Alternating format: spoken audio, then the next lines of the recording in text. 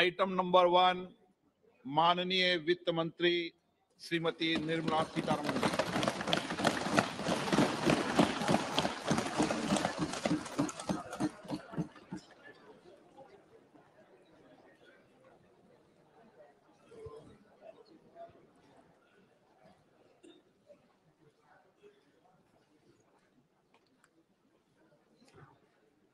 Honorable Speaker, I present the budget for 2023-2024.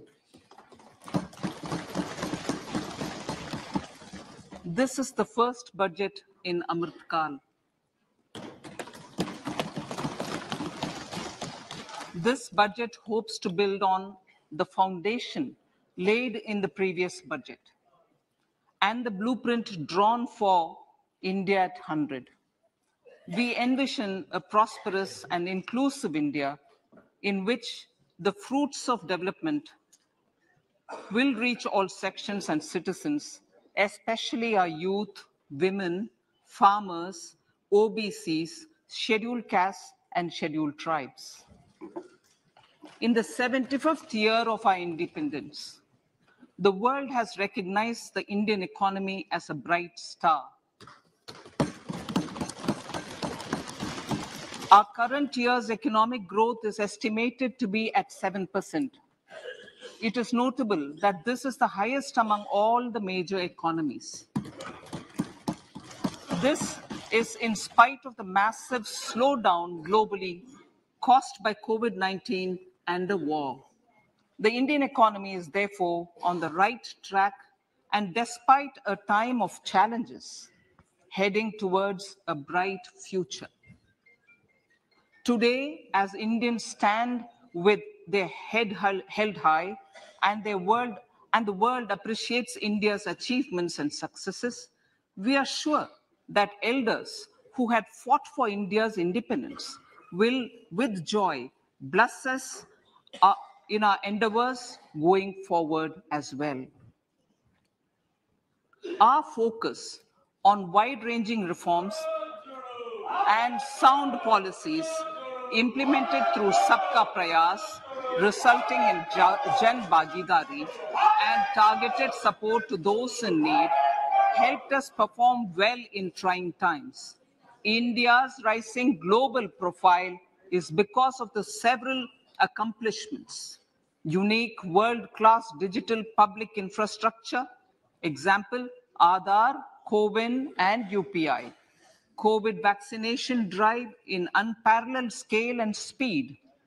Proactive role in frontier areas such as achieving the climate-related goals, Mission Life, and National Hydrogen Mission.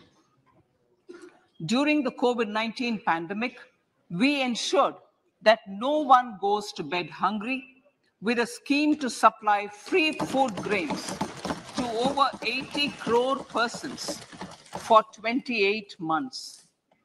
Continuing our commitment to ensure food and nutritional security, we are implementing from 1st January 2023 a scheme to supply free food grain to all Antyodaya and priority households for the next 1 year.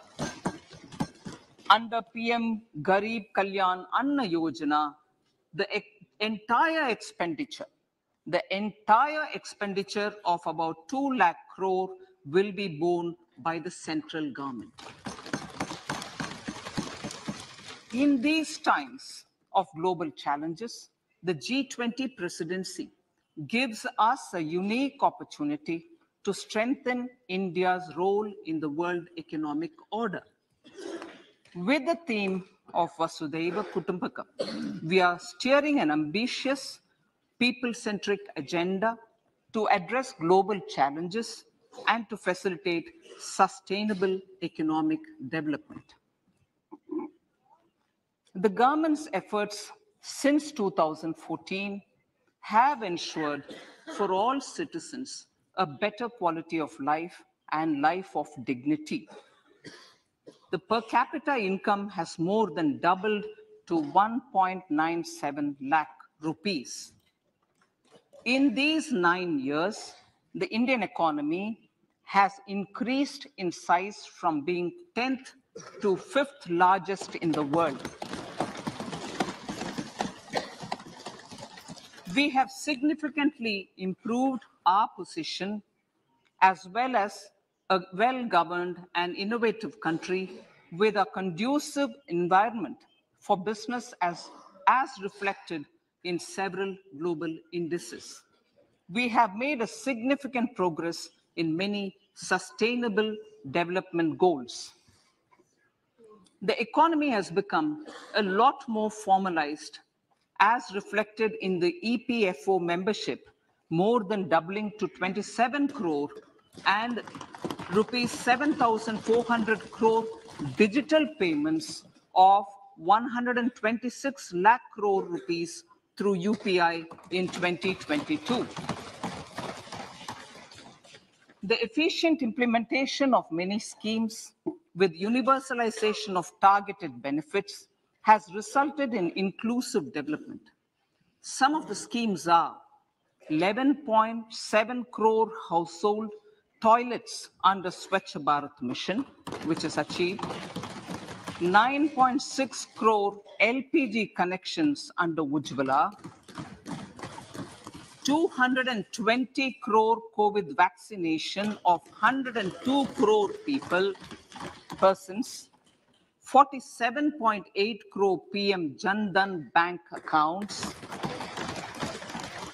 insurance cover for 44.6 crore persons under PM Suraksha Bima and PM Jeevan Jyoti Yojana, and cash transfer of 2.2 lakh crores of rupees to 11.4 crore to over 11.4 crore farmers under PM Kisan Samman Nidhi.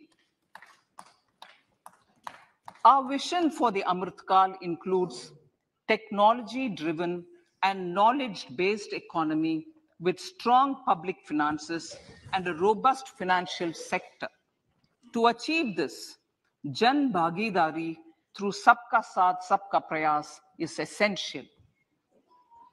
The economic agenda for achieving this vision focuses on three things. First, facilitating ample opportunities for citizens, especially the youth, to fulfill their aspirations. Second, providing strong impetus to growth and job creation. And third, strengthening macroeconomic stability. To service these focus areas in our journey to India at 100, we believe that the following four opportunities can be transformative during Amritkal. Economic empowerment of women. Deen Dayal Antyodaya Yojana National Rural Livelihood Mission has achieved remarkable success by mobilizing rural women into 81 lakh self-help groups. We will enable these groups to reach the next stage of economic empowerment through formation of large producer enterprises or collectives, with each having several thousand members and managed professionally. They will be helped with raw materials supply and for better design, quality, branding, and marketing of their products. Through supporting these policies, they will be enabled to scale up their operations to serve the large consumer markets, as has been the case with the several startups growing into unicorns. PM Vishwakarma Kaushal Samman, PM Vikas. For centuries, traditional artisans and craftspeople who work with their hands using tools have brought renown for India. They're generally referred to as Vishwakarma. The art and the handicraft created by them represents the true spirit of Atmanirbhar Bharat. For the first time, a package of assistance for them has been conceptualized. The new scheme will enable them to improve the quality, scale, and reach of their products, integrating them with the MSME value chain. The components of the scheme will include not only financial support, but also access to advanced skill training, knowledge of modern digital techniques, and efficient green technologies, brand promotion, linkage with local and global markets, digital payments, and social security. This will greatly benefit the scheduled castes, scheduled tribes, OBCs, women, and people belonging to the weaker sections. Tourism. The country offers immense attraction for domestic as well as foreign tourists. There is a large potential to be tapped in tourism. The sector holds huge opportunities for jobs and entrepreneurship for youth in particular. Promotion of tourism will be taken up on mission mode with active participation of states, convergence of government programs, and public-private partnerships. Green growth. We are implementing many programs for green fuel, green energy, green farming, green mobility, green buildings, and green equipment, and policies for efficient use of energy across various economic sectors. These green growth efforts help in reducing carbon intensity of the economy and provides for large-scale green job opportunities.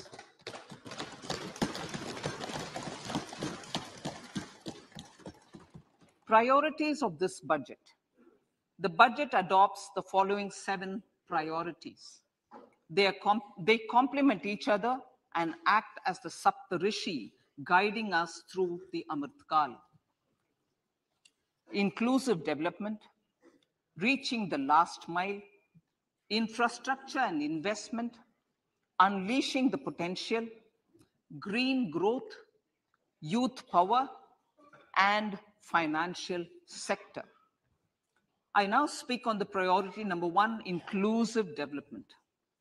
The government's philosophy of Sabka Saath, Sabka Vikas has facilitated inclusive development covering in specific farmers, women, youth, OBCs, scheduled castes, scheduled tribes, Divyangjan, and economically weaker sections, and overall priority for the underprivileged.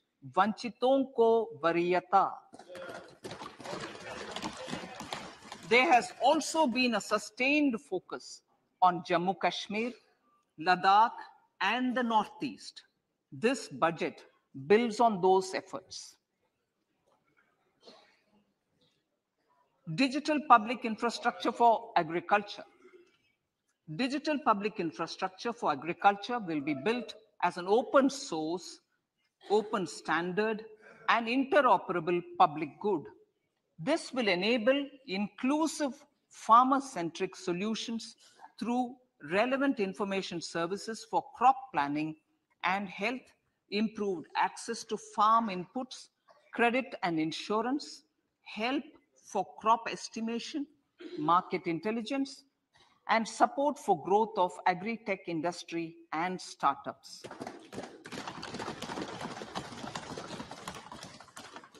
An agriculture accelerator fund. An agriculture accelerator fund will be set up to encourage agri startups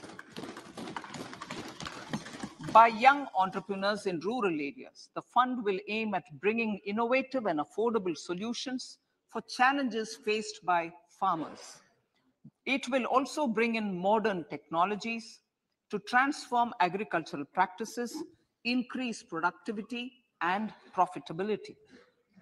To enhance the productivity of extra long staple cotton, we will adopt a cluster-based and value chain approach through public-private partnerships.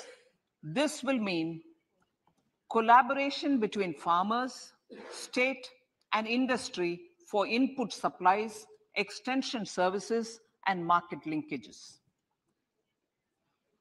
We will launch an Atmanirbhar Clean Plant program to boost availability of disease-free, quality planting material for high-value horticultural crops at an outlay of 2,200 crores.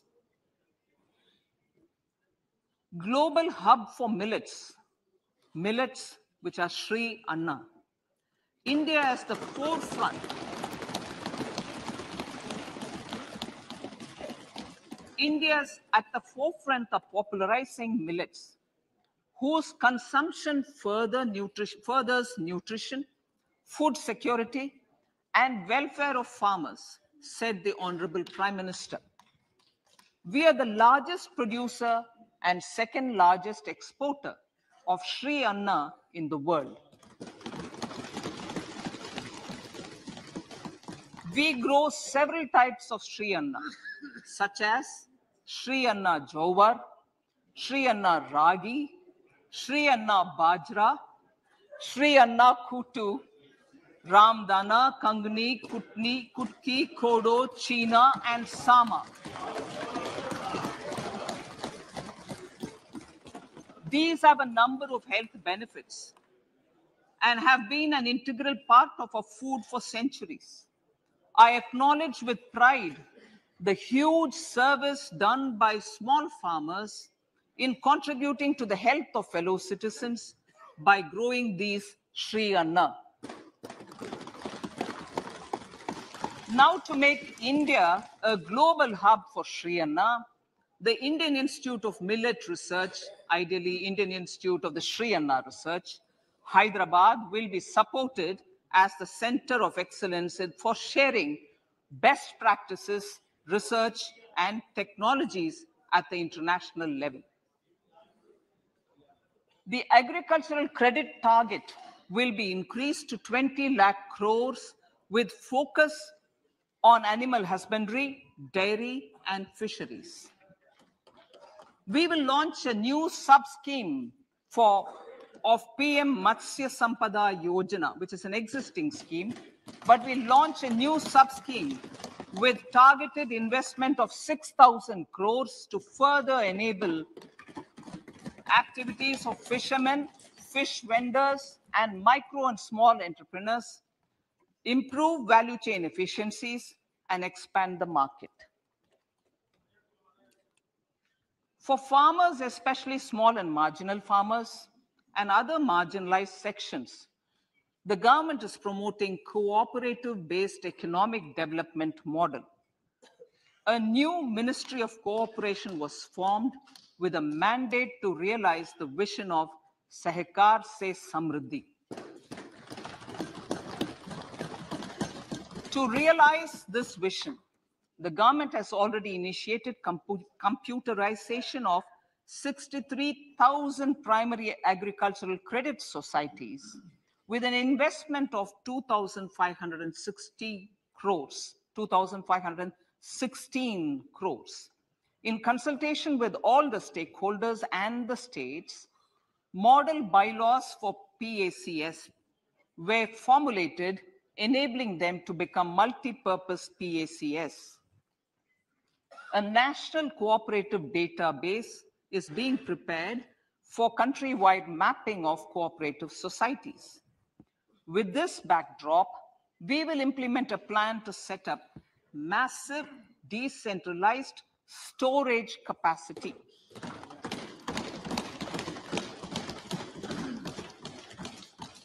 This will help farmers store their produce and realize remunerative prices through sale at appropriate times. The government will also facilitate setting up of a large number of multi-purpose cooperative societies, primary fishery societies, and dairy cooperative societies in uncovered panchayat and villages in the next 5 years.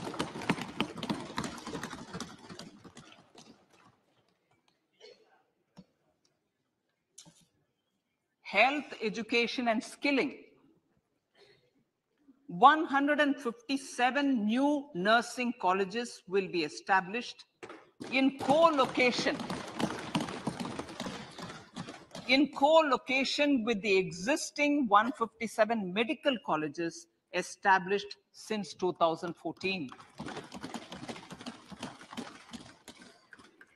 A mission to eliminate sickle cell anemia by 2047 will be launched.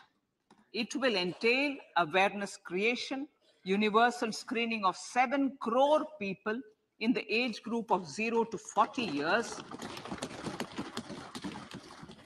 in affected tribal areas and counseling through collaborative efforts of central ministries and state governments. Facilities in select ICMR labs, Indian Council for Medical Research Labs, will be made available for research by public and private medical college faculty and private sector R&D teams for encouraging collaborative research and innovation. A new program to promote research and innovation in pharmaceuticals will be taken up through centers of excellence. We shall also encourage industry to invest in research and development in specific priority areas.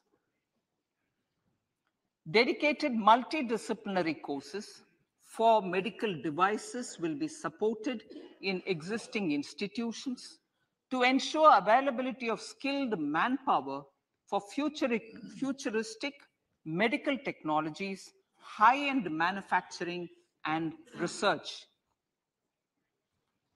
Teachers' training. Teachers' training will be re-envisioned through innovative pedagogy, curriculum transaction, continuous professional development, dipstick surveys, and ICT implementation. The District Institute of Education and Training will be developed as vibrant institutes of excellence for this purpose.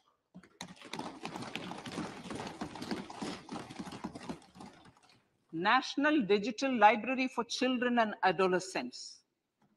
A National Digital Library for Children and Adolescents will be set up for facilitating availability of quality books across geographies, languages, genres, and levels, and device-agnostic accessibility. States will be encouraged to set up physical libraries for them at panchayat and ward levels and provide infrastructure for accessing the National Digital Library resources. Additionally, to build a culture of reading and to make up for pandemic time learning loss, the National Book Trust, the Children's Book Trust, and other sources will be encouraged to provide and replenish non-curricular titles in regional languages and in English to these physical libraries. Collaboration with NGOs that work in literacy will also be a part of this initiative to inculcate financial literacy. Financial sector regulators and organizations will be encouraged to provide age-appropriate reading material to these libraries. I move to priority 2, reaching the last mile. Prime Minister Vajpayee's government had formed the Ministry of Tribal Affairs and the Department of Development of Northeast Region to provide a sharper focus to the objective of reaching the last mile. Our government has formed the ministries of Ayush, Fisheries, Animal Husbandry and Dairying, Skill Development, Jal Shakti, and Cooperation. Building on the success of the Aspirational Districts program, the government has recently launched the Aspirational Blocks program, covering 500 blocks for saturation of essential government services across multiple domains such as health, nutrition, education, agriculture, water resources, financial inclusion, skill development, and basic infrastructure. Manya Speaker, sir, Pradhan Mantri PVTG, which is Primitive Vulnerable Tribal Groups, development mission is being launched. To improve socio-economic conditions of the particularly vulnerable tribal groups, the PVTGs as we refer them to, Pradhan Mantri PVTG Development Mission will be launched. This will saturate PVTG families and habitations with basic facilities such as safe housing, clean drinking water and sanitation, improved access to education, health, nutrition, road and telecom connectivity, and sustainable livelihood opportunities. An amount of 15,000 crores will be made available to implement the mission in the next 3 years under the Development Action Plan for the Scheduled Tribes. Ekalavya Model Residential Schools. In the next 3 years, Center will recruit 38,800 teachers and support staff for the 740 Ekalavya Model Residential Schools, which is serving 3.5 lakh tribal students.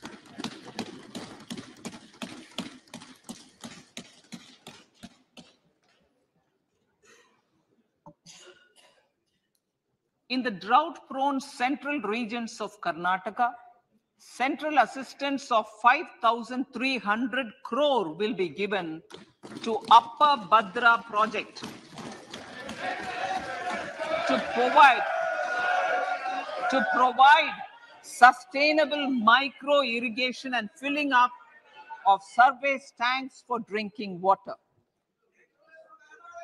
PM Awas Yojana. The outlay for PM Awas Yojana is being enhanced by 66% to over 79,000 crores. Bharat Shared Repository of Inscriptions will be set up in a digital epigraphy museum with digitization of 1 lakh ancient inscriptions in the first stage. Support for poor prisoners. For poor persons who are in prisons and unable to afford the penalty or the bail amount, required financial support will be provided.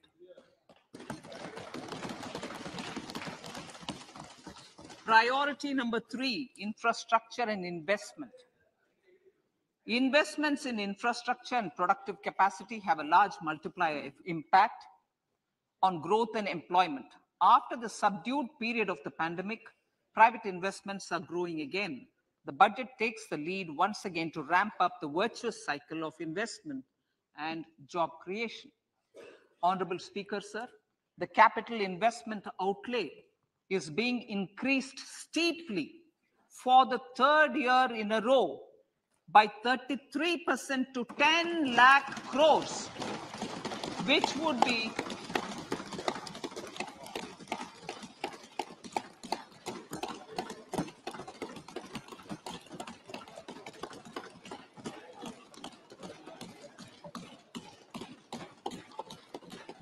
which would be 3.3% of GDP. This will almost be 3 times the outlay made in 2019-20.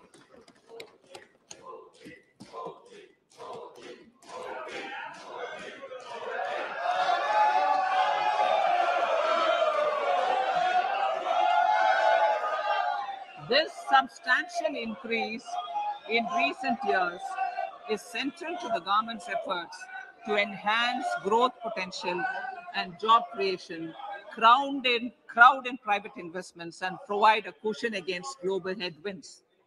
The direct capital investment by the center is complemented by the provision made for creation of capital assets through grants and aids to state.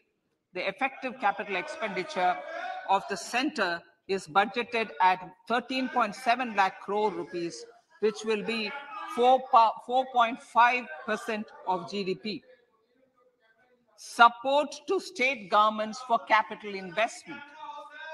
I have decided to continue the 50-year interest-free loan to state governments for one more year to spur investment in infrastructure and to incentivize them for complementary policies actions with a significantly enhanced outlay of 1.3 lakh crores.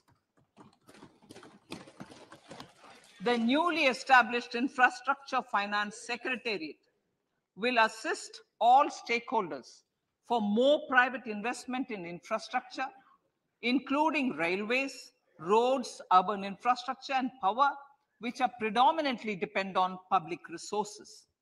The harmonized master list of infrastructure will be reviewed by an expert committee for recommending the classification and financing framework suitable for Amartkal.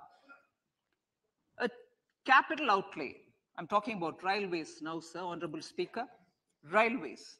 A capital outlay of 2.40 lakh crores has been provided for the railways. This is the highest ever outlay this highest ever outlay is about 9 times the outlay made in 2013-14. 100 critical transport infrastructure projects for last and first mile connectivity for ports, coal, steel, fertilizer, and food grain sectors have been identified. They will be taken up on priority with investment of 75,000 crores, including 15,000 crore from private sources. 50 additional airports, heliports, water aerodromes, and advanced landing grounds will be revived for improving regional air connectivity.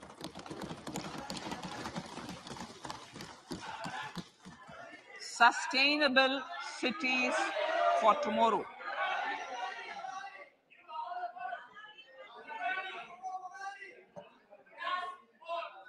States and cities will be encouraged to undertake urban planning reforms and actions to transform our cities into sustainable cities of tomorrow.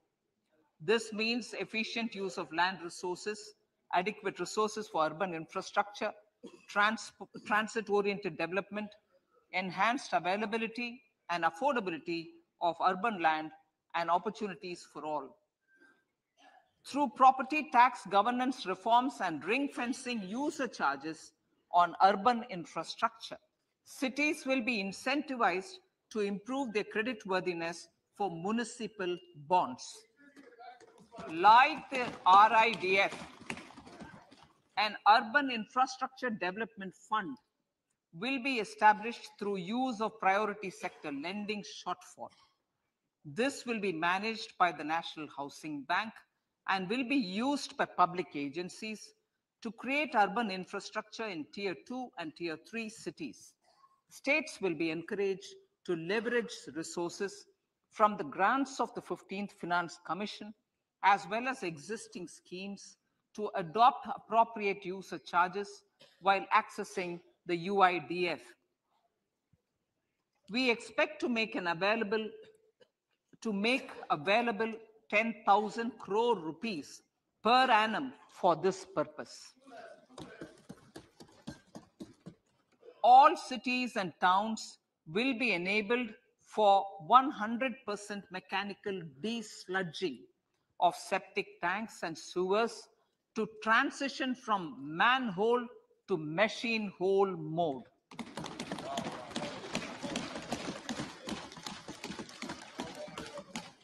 Enhanced focus will be provided for scientific management of dry and wet waste. Honorable Speaker, sir, our Prime Minister had said, good governance is the key to a nation's progress. Our government is committed to providing a transparent and accountable administration which works for the betterment and welfare of common citizens. Mission Karma Yogi. Under Mission Karma Yogi, Center, states, and the union territories are making and implementing capacity building plans for civil servants. The government has also launched an integrated online training platform, I Got Karma Yogi, to provide continuous learning opportunities for lakhs of government employees to upgrade their skills and facilitate people-centric approach. Sir, for enhancing ease of doing business, more than 39,000 compliances have been reduced and more than 3,400 legal provisions have been decriminalized. For furthering the trust-based governance, we have introduced the Jan Vishwas Bill to amend 42 central acts. This budget proposes a series of measures to unleash the potential of our economy. Centers of Excellence for Artificial Intelligence. For realizing the vision of Make AI in India and Make AI Work for India, 3 centers of excellence for artificial intelligence will be set up in top educational institutions. Leading industry players will partner in conducting interdisciplinary research, develop cutting-edge applications, and scalable problem solutions in the areas of agriculture, health, and sustainable cities. This will galvanize an effective AI ecosystem and nurture quality human resources in the field. National Data Governance Policy to unleash innovation and research by startups and academia. A national data governance policy will be brought out. This will enable access to anonymized data. The KYC process will be simplified, adopting a risk-based instead of one-size-fits-all approach. The financial sector regulators will also be encouraged to have a KYC system fully amenable to meet the needs of digital India. One-stop solution for identity and address updating. A one-stop solution for reconciliation and updating of identity and address of individuals maintained by various government agencies, regulators, and regulated entities will be established using DigiLocker service and Aadhaar as foundational identity. Speaker, sir, common business identifier. For the business establishments required to have a permanent account number, the PAN will be used as the common identifier for all digital systems of specified government agencies. This will bring ease of doing business, and it will be facilitated through a legal mandate. For obviating the need for separate submission of same information to different government agencies, a system of unified filing process will be set up. Such filing of information or return in simplified forms on a common portal will be shared with other agencies as per the filer's choice. Vivad Se Vishwas 1, relief for MSMEs. In cases of failure by MSMEs to execute contracts during the COVID period, 95% of the forfeited amount relating to the bid or performance security will be returned to them by government and government undertakings. This will provide relief to the MSMEs. Vivad Se Vishwas 2, settling contractual disputes. To settle contractual disputes of government and government undertakings, wherein arbitral award is under challenge in a court, a voluntary settlement scheme with standardized terms will be introduced.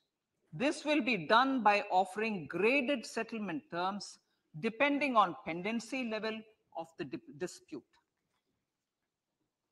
The state support mission of Niti Aayog will be continued for 3 years for our collective efforts towards national priorities. Result-based financing. To better allocate scarce resources for competing development needs, the financing of select schemes will be changed on a pilot basis from input-based to result-based. E-courts. For efficient administration of justice, phase 3 of e-courts projects phase 3 of the e-courts project will be launched with an outlay of 7,000 crores. Fintech services in India have been facilitated by our digital public infrastructure, including Aadhaar, PM Jan Dhan Yojana, Video, KYC, India Stack, and UPI. To enable more fintech innovative services, the scope of documents available in DigiLocker for individuals will be expanded. An entity DigiLocker will be set up for the use by MSMEs, large businesses, and also charitable trusts.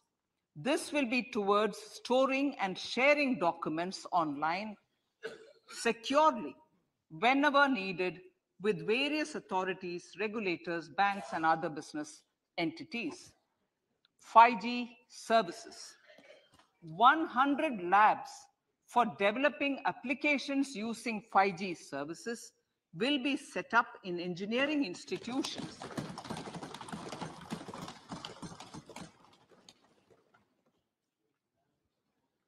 To realize a new range of opportunities, business models, and employment potential, the labs will cover, among others, applications such as smart classrooms, precision farming, intelligent transport systems, and healthcare applications. Lab-grown diamonds.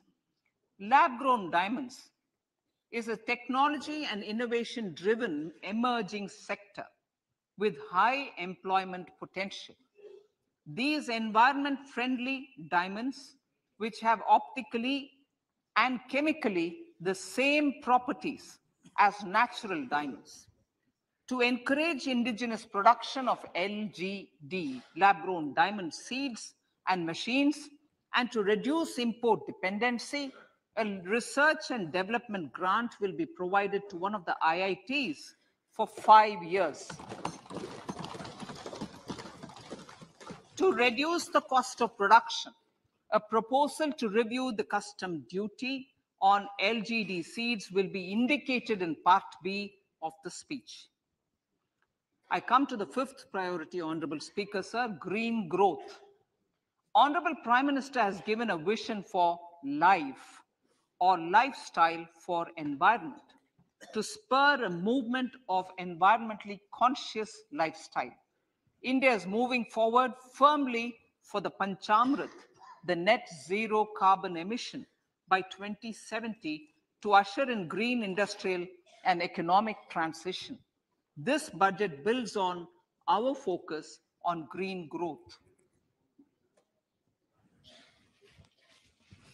The recently launched National Green Hydrogen Mission, with an outlay of 19,700 crores, will facilitate transition of the economy to low carbon intensity, reduce dependence on fossil fuel imports, and make the country assume technology and market leadership in this sunrise sector.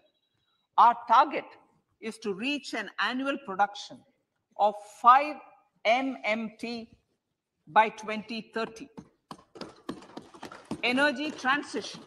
This budget provides for 35,000 crores for priority capital investment towards energy transition and net zero objectives and energy security by Ministry of Petroleum and Natural Gas. To steer the economy on sustainable development path, battery energy storage systems with capacity of 4,000 MWH will be supported with viability gap funding. A detailed framework for pumped storage projects will also be formulated. Renewable energy evacuation. The interstate transmission system for evacuation and grid integration of 13 gigawatt renewable energy from Ladakh will be constructed with investment of 20,700 crore, including central support of 8,300 crores. Green Credit Program. For encouraging behavioral change, a green credit program will be notified under the Environment Protection Act. This will incentivize environmentally sustainable and responsive actions by companies, individuals, and local bodies, and help mobilize additional resources for such activities. PM Program for Restoration, Awareness, Nourishment, and Amelioration of Mother Earth, PM Pranam, will be launched to incentivize states and union territories to promote alternative fertilizers and balanced use of chemical fertilizers. Go Bardhan Scheme.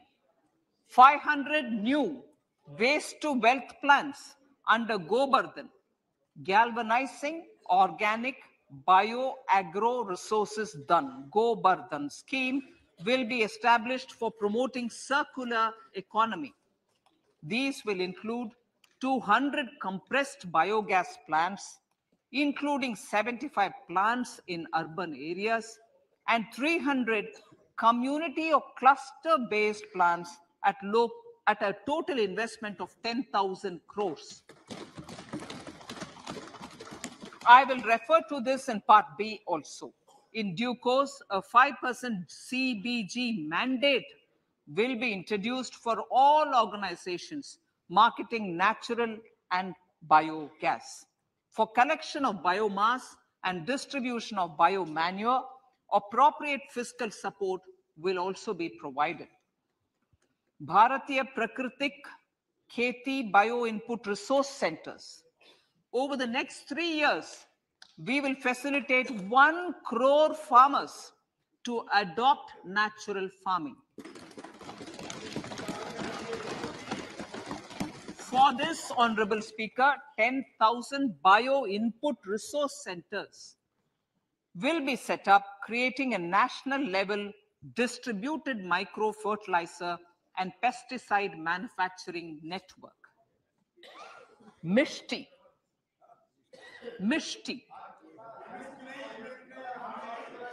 Building on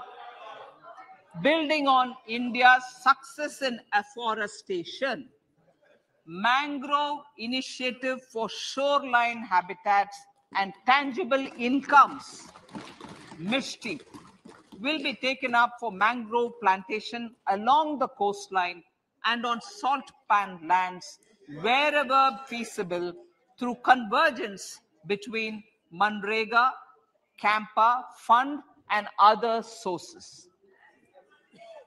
Amrit Dharohar. Wetlands are vital ecosystems which sustain biological diversity.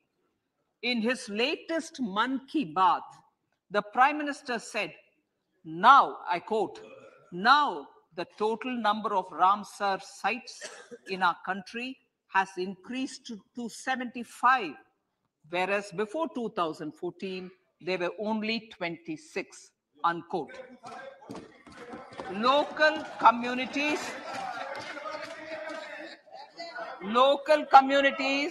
have always been at the forefront of conservation efforts.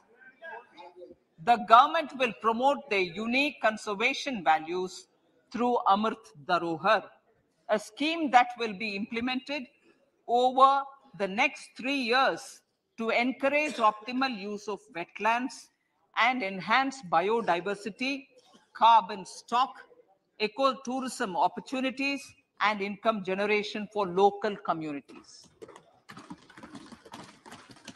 Coastal shipping.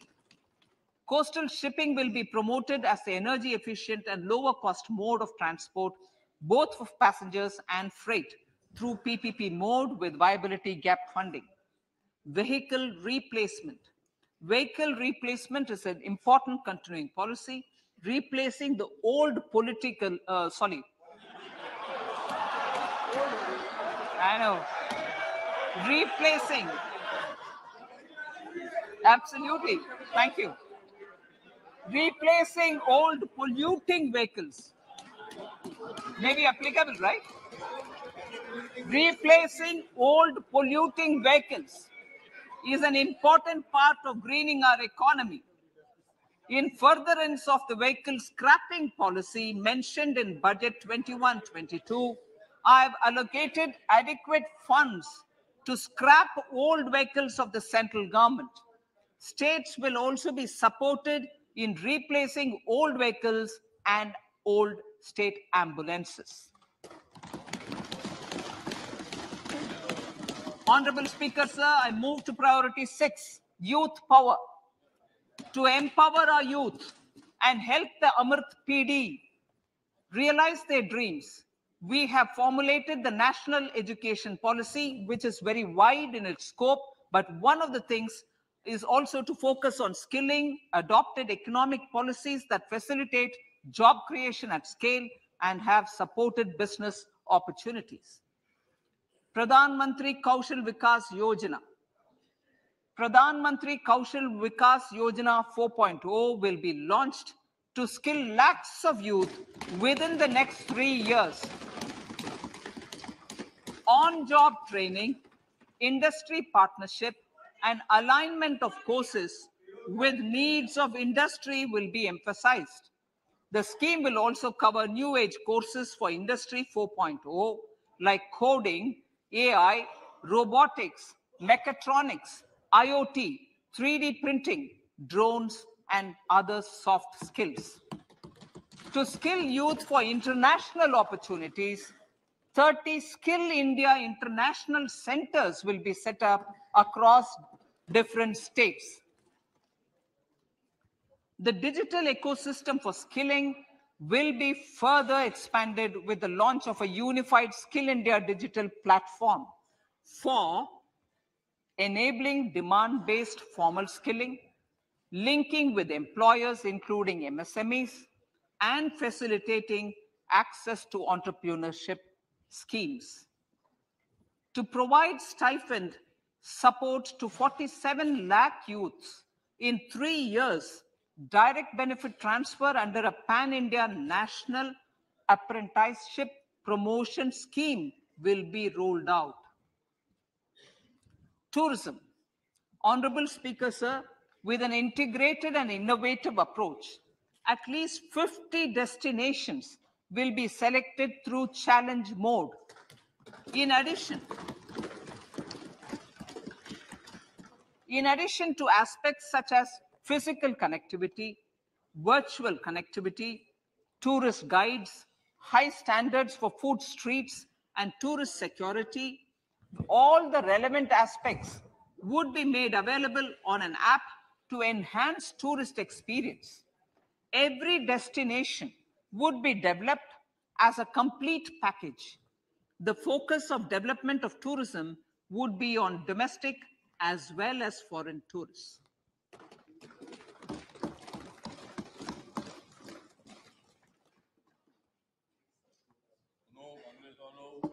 Sector-specific skilling and entrepreneurship development will be dovetailed to achieve the objectives of Dekho Apna Desh initiative. This was launched as an appeal by the Honorable Prime Minister to the middle class to prefer domestic tourism over international tourism. The integrated development of theme-based tourist circuits, the Swadesh Darshan scheme, was also launched. Under the Vibrant Villages program, tourism infrastructure and amenities will be facilitated in border villages. Unity Mall.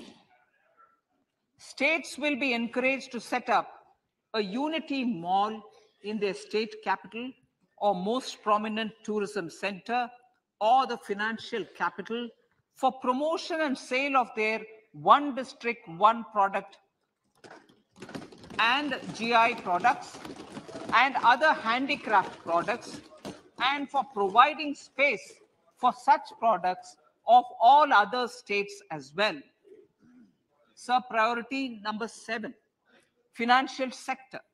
Our reforms in the financial sector and innovative use of technology have led to financial inclusion at scale, better and faster service delivery, ease of access to credit, and participation in financial markets. This budget proposes to further these measures. Credit guarantee for MSMEs. Last year, I proposed revamping of the credit guarantee scheme for the MSMEs. I am happy to announce that the revamped scheme will take effect from 1st April 2023 through infusion of 9,000 crores in the corpus. This will enable additional collateral-free guaranteed credit of 2 lakh crores of rupees.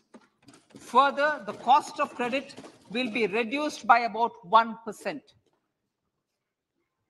A national financial information registry will be set up to serve as a central repository of financial and ancillary information. This will facilitate efficient flow of credit, promote financial inclusion, and foster financial stability. A new legislative framework will govern this credit public infrastructure and will be designed in consultation with the RBI. To meet the needs of Amritkal and to facilitate optimum regulation in the financial sector, public consultation, as necessary and feasible, will be brought to the process of regulation making and issuing subsidiary directions. To simplify, to ease, and to reduce cost of compliance, financial sector regulators will be requested to carry out a comprehensive review of existing regulations. For this, they will consider suggestions from public and regulated entities. Time limits to decide the application under various regulations will also be laid down. Honorable Speaker, sir, to enhance business activities in GIFT IFSC, the following measures will be taken. Delegating powers under the SEZ Act to the IFSCA to avoid dual regulation. Setting up a single window IT system for registration and approval of IFSCA, SEZ authorities, GSTN, RBI, SEBI, and IRDAI. Permitting acquisition financing by IFSC banking units of foreign banks. Establishing a subsidiary of Exim Bank for trade refinancing. Amending IFSCA Act for statutory provisions for arbitration, ancillary services, and avoiding dual regulation under the SEZ Act, and recognizing offshore derivative instruments as valid contracts. Honorable Speaker, sir, data embassy. For countries looking for digital continuity solutions, we will facilitate setting up of their data embassies in GIFT IFSC.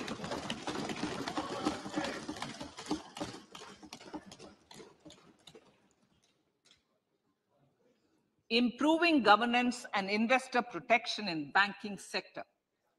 To improve bank governance and enhance investors' protection, certain amendments to the Banking Regulation Act, the Banking Companies Act, and the Reserve Bank of India Act are being proposed.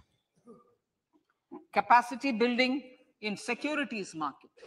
Honorable Speaker, sir, to build capacity of functionaries and professionals in the securities market, SEBI will be empowered to develop, regulate, maintain, and enforce norms and standards for education in the National Institute of Securities Markets and to recognize award of degrees, diplomas, and certificates. A central processing center will be set up for faster response to companies through centralized handling of various forms filed with field officers under the Companies Act. Reclaiming of shares and dividends. For investors to reclaim unclaimed shares and unpaid dividends from the Investor Education and Protection Fund Authority with ease, from the Investor Education and Protection Fund Authority with ease, an integrated IT portal will be established. Digital payments continue to find wide acceptance. In 2022, they show an increase of 76% in transaction and 91% in value. Fiscal support for this digital public infrastructure will continue in 2023-2024. Azadi Ka Amrit Mahotsav, Mahila Samman Bachat Patra. For commemorating Azadi Ka Amrit Mahotsav, a one-time new small savings scheme, Mahila Samman Savings Patra or Savings Certificate, Mahila Samman Savings Certificate will be made available for a 2-year period up to March 2025.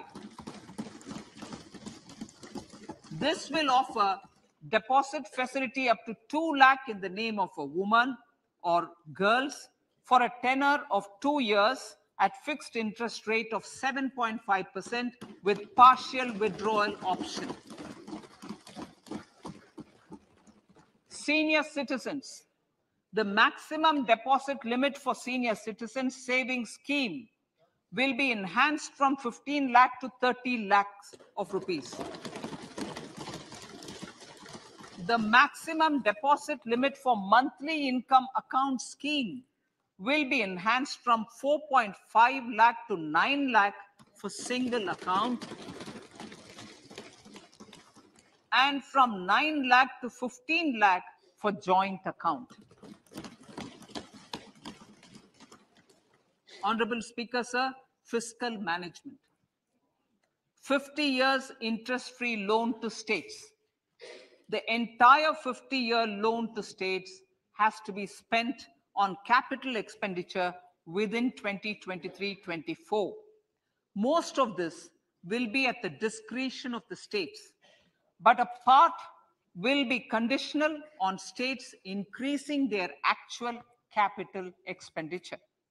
Parts of the outlay will also be linked to or allocated for the following purposes: scrapping old government vehicles, urban planning reforms and actions, financing reforms in urban local bodies to make them creditworthy for municipal bonds, housing for police personnel above or as part of the police station, constructing unity malls, children and adolescent libraries and digital infrastructure, and state share of capital expenditure of central schemes.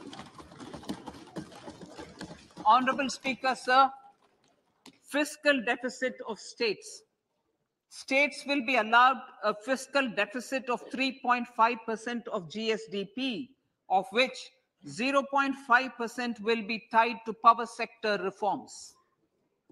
Revised estimates 2022 to 2023. The revised estimate, Honorable Speaker, sir, of the total receipts other than borrowing is 24.3 lakh crores, of which the net tax receipts are 20.9 lakh crores. The revised estimate of the total expenditure is 41.9 lakh crores of rupees, of which the capital expenditure is about 7.3 lakh crores. The revised estimate of the fiscal deficit is 6.4% of GDP, adhering to the budget estimate. So budget estimates of 2023-24. Coming to 2023-24, the total receipts other than borrowings and the total expenditure are estimated at 27.2 lakh crores and 45 lakh crores respectively. The net tax receipts are estimated at 23.3 lakh crores. The fiscal deficit is estimated to be 5.9% of the GDP. In my budget speech for 21-22, I had announced that we plan to continue the path of fiscal consolidation, reaching a fiscal deficit of below 4.5% by 2025-26, with a fairly steady decline over the period. We have adhered to this path, and I reiterate my intention to bring the fiscal deficit below 4.5% of GDP by 2025-26. To finance the fiscal deficit in 2023-24, the net market borrowings from dated securities are estimated at 11.8 lakh crores. The balance financing is expected to come from small savings and other sources. The gross market borrowings are estimated at 15.43 lakh crores of rupees.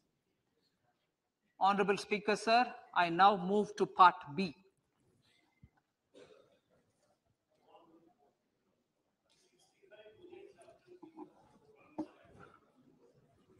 Indirect taxes.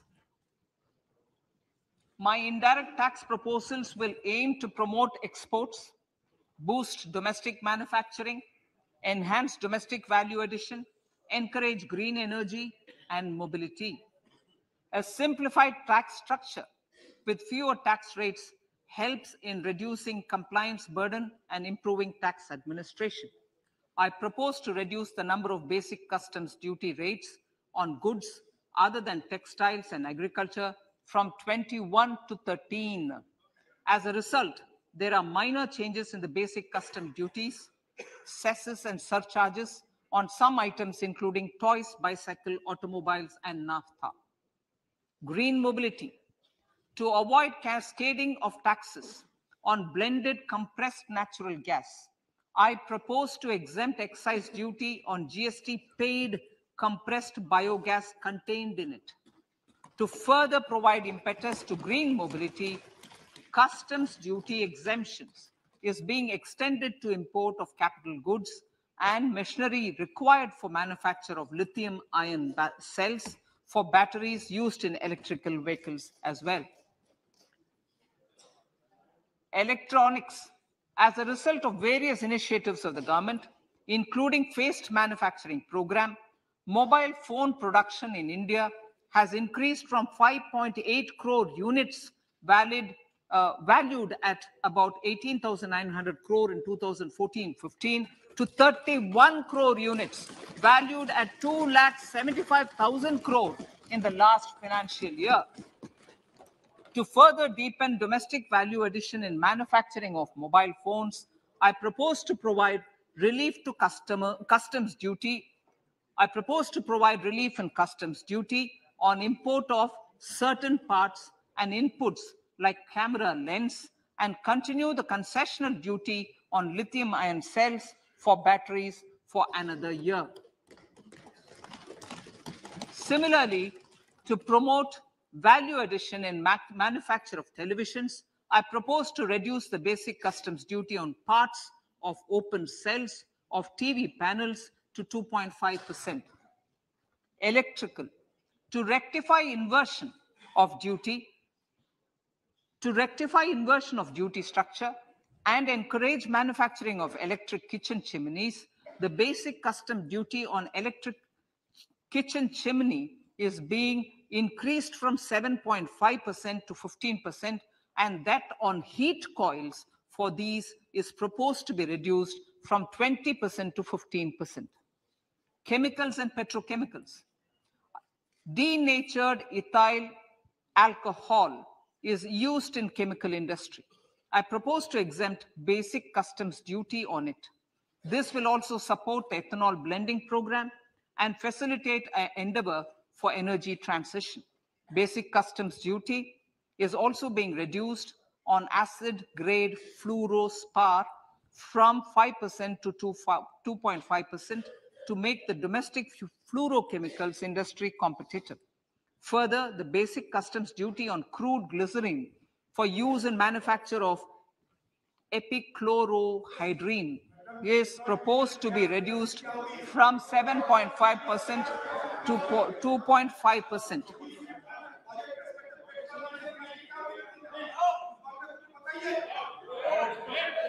Marine products. In the last financial year, marine products recorded the highest export growth, benefiting farmers in the coastal states of the country.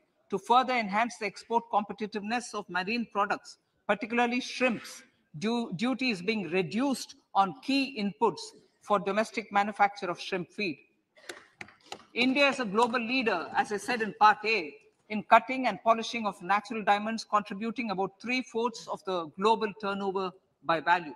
With the depletion of deposits of natural diamonds, the industry is moving towards lab-grown diamonds, and it holds huge promise. To seize this opportunity, I propose to reduce the basic customs duty on seeds used in their manufacture.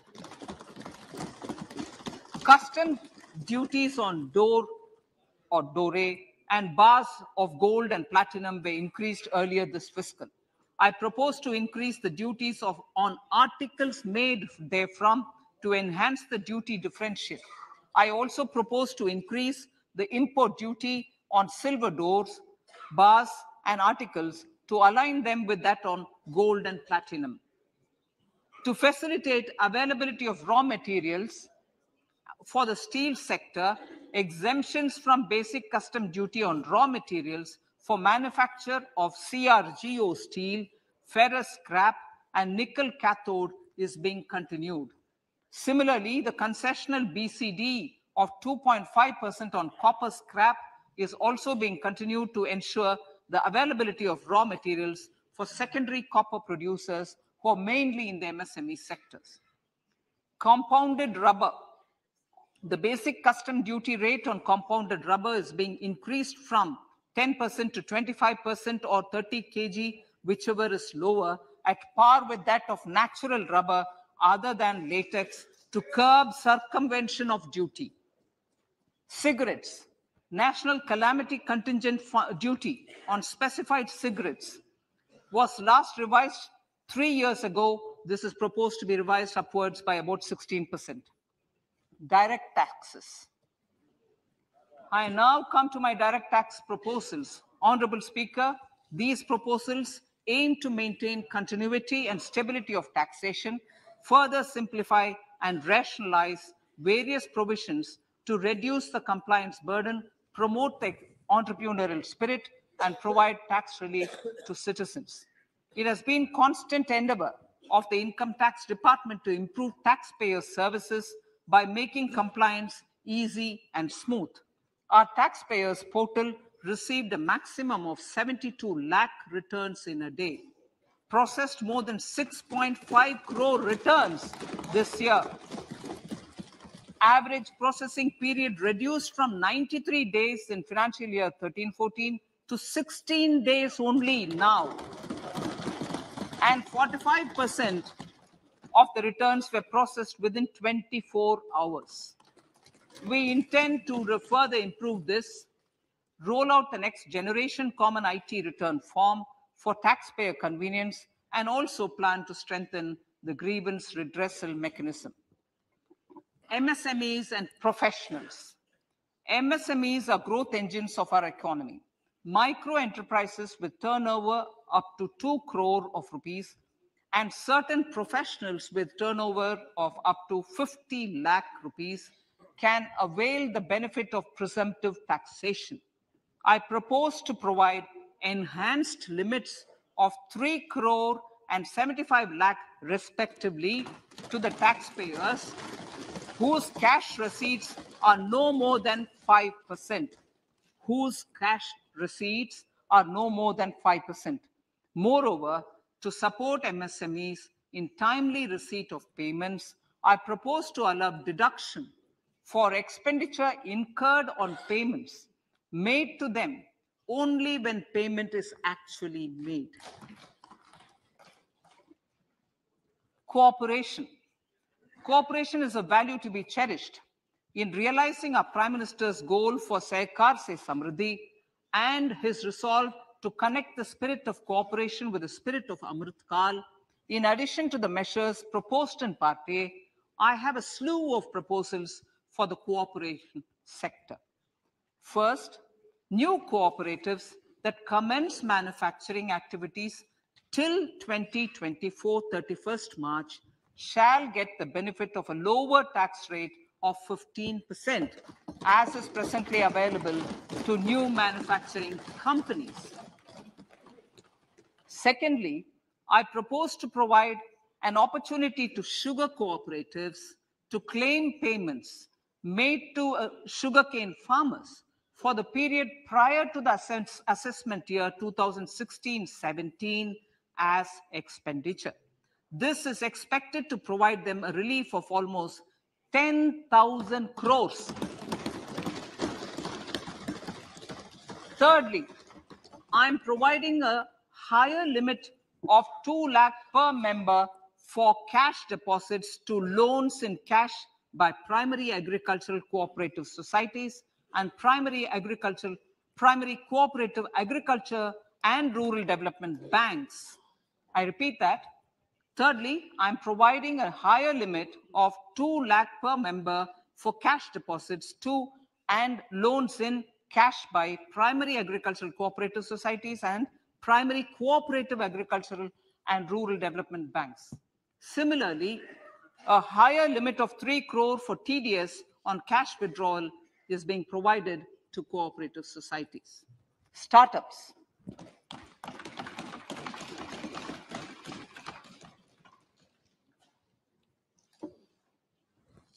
Entrepreneurship is vital for a country's economic development. We have taken a number of measures for startups and they have borne results. India is now the third largest ecosystem for startups globally and ranks second in innovation quality among middle-income countries. I propose to extend the date of incorporation for income tax benefits to startups from 31/3/2023 to 31/3/2024.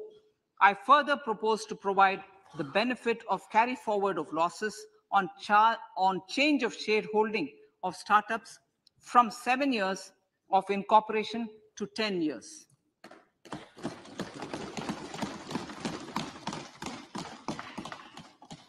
To reduce the pendency of appeals at commissioner level, I propose to deploy about 100 joint commissioners for disposal of small appeals. We shall also be more selective in taking up cases for scrutiny of returns already received this year. Better targeting of tax concessions. For better targeting of tax concessions and exemptions, I propose to cap deduction from capital gains on investment in residential house under Section 54 and Section 54F to 10 crores. Another proposal with similar intent is to limit income tax exemption from proceeds of insurance policies with very high value. Rationalization. Honorable Speaker, sir, there are a number of proposals relating to rationalization and simplification.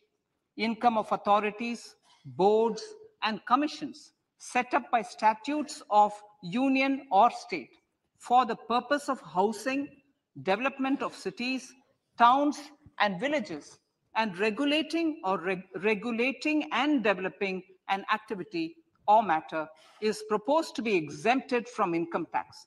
Other major measures in this direction are removing the minimum threshold of 10,000 for TDS and clarifying taxability relating to online gaming, not treating conversion of gold into electronic gold receipts and vice versa as capital gains, reducing the TDS rate from 30% to 20% on taxable portion of EPF withdrawals in non-PAN cases, and taxation on income for market-linked debentures.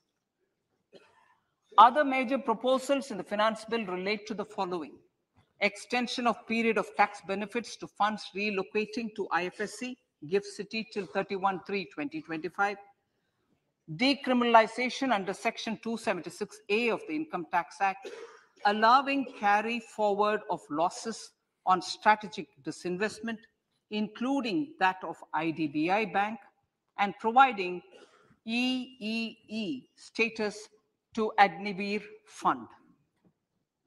Personal income tax.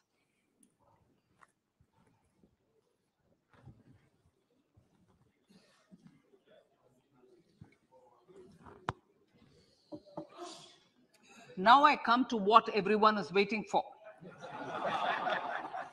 Personal income tax. I have 5 major announcements to make in this regard.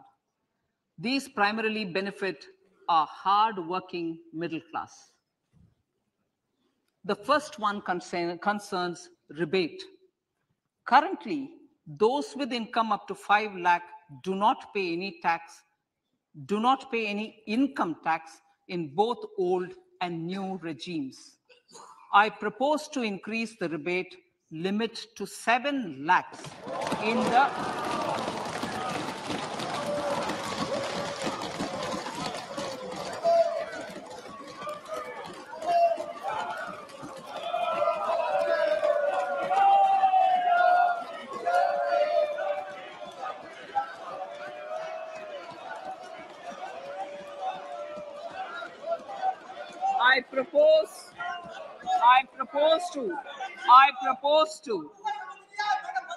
I propose to increase the rebate limit to 7 lakh in the new tax regime. Thus, persons in the new tax regime with income up to 7 lakhs will not have to pay any tax at all. The second proposal relates to middle-class individuals. I had introduced in the year 2020 the new personal income tax regime with 6 income slabs starting from 2.5 lakh. I propose to change the tax structure in this regime by reducing the number of slabs to 5 and increasing the tax exemption limit to 3 lakhs. The new tax rates are 0 to 3 lakh, nil. 3 to 6 lakhs, 5%. 6 to 9 lakhs, 10%. 9 to 12 lakh, 15%. 12 to 15 lakhs, 20%. And above 15 lakhs, 30%. This will provide major relief to all taxpayers in the new regime. An individual with an annual income of 9 lakhs will be required to pay only 45,000 rupees. This is only 5% of his or her income. It is a reduction of 25% on what he or she is required to pay now. That is 60,000. So in the place of 60,000, it is now only 45,000. Similarly, an individual with an income of 15 lakh rupees would be required to pay only 1.5 lakh or 10% of his income or her income, a reduction of 20% from the existing liability of 1,87,500 rupees. My third proposal is for the salaried class and the pensioners, including family pensioners, for whom I propose to extend the benefit of standard deduction to the new tax regime. Each salaried person with an income of 15.5 lakh rupees or more will thus stand to benefit by 52,500 rupees. My fourth announcement in personal income tax is regarding the highest tax rate, which in our country is 42.74%. This is among the highest in the world. I propose to reduce the highest surcharge. I propose to reduce the highest surcharge rate from 37% to 25% in the new tax regime.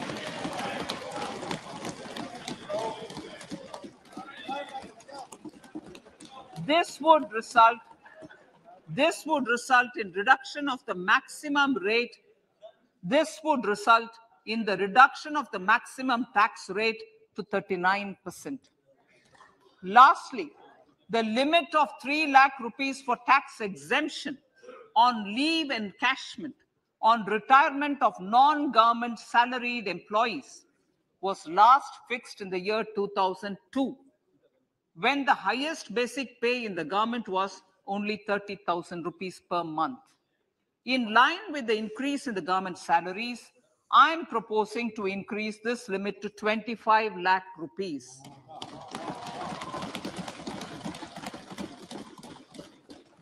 We are also making the new income tax regime as the default tax regime.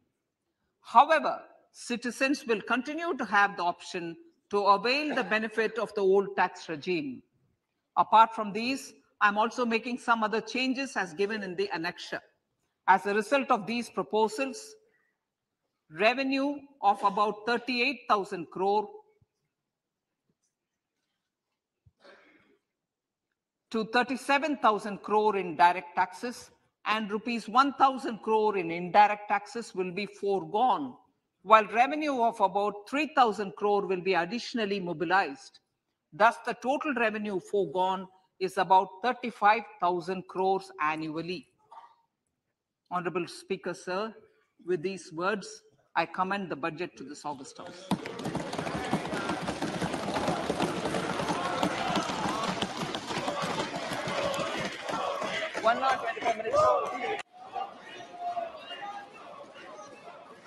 Item number 1 माननीय item number 2 Shrimati Nirmala Sitharaman ji. Sir, with your permission, I lay on the table of the following statements. Under Section 3(1) of the Fiscal Responsibility Budget Management Act 2003, 1. Medium-term fiscal policy cum fiscal policy strategy statement and macroeconomic framework statement. माननीय सदस्यगण, जैसा कि आपको समाचार भाग 2 के माध्यम से पहले ही सूचित किया जा चुका है कि माननीय वित्त मंत्री जी के बजट भाषण की प्रतियां हार्ड कॉपी के रूप में उपलब्ध कराई गई है. आप बजट भाषण की अपनी अपनी प्रति प्रकाशन पलक से ले लें. आपको ये भी सूचित किया जाता है कि माननीय मंत्री द्वारा बजट प्रस्तुत किए जाने के पश्चात उसकी प्रतियां आपको मेंबर्स पोर्टल के माध्यम से उपलब्ध करा दी जाएगी. आइटम नंबर 3 माननीय मंत्री जी, वित्त मंत्री जी. Sir, with your permission, I rise to move for leave to introduce the Finance Bill 2023. प्रश्न ये कि विधेयक को पुनर्स्थापित करने की अनुमति प्रदान की जाए. जो सदस्य इसके पक्ष में हाँ कहें, जो सदस्य विरोध में ना कहें. मेरे विचार में निर्णय हाँ वालों के पक्ष में. माननीय मंत्री जी विधेयक को पुनर्स्थापित करें. Sir, I introduce the bill. सभा की कार्रवाई कल गुरुवार दिनांक 2 फरवरी 2023 को प्राप्त 11 बजे तक के लिए स्थगित की जाती है.